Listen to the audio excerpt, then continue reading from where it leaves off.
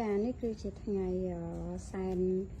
សំណាញ់មេឃដីដែលយើងហៅថា DE ខុនដួងហ្នឹងមានន័យថាគឺជាការសែនអរគុណមេឃដីនិងសុំទោសមេឃដីដែលយើងជាប់បដាសាឬក៏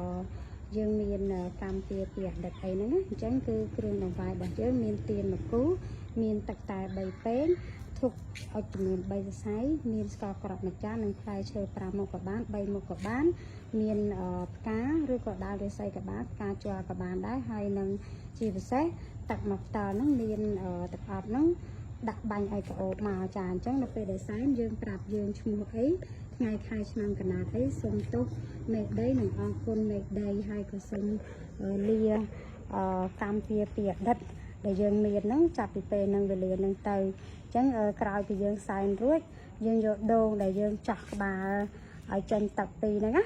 យកមកញ៉ាំមកបើយើងមានប្តីប្រពន្ធមួយមកគឺអត់ឲ្យអ្នកណាគេញ៉ាំទេហើយសម្រាប់ផ្លែឈើយើងចង់ឲ្យកូនយើងញ៉ាំក៏បានអីក៏បានហើយចំពោះទឹកយើងយកមកលុបមុខឬក៏យើងយកមកមុជណាចឹងនេះគឺរបៀបដាស់សំណាញ់មេឃដី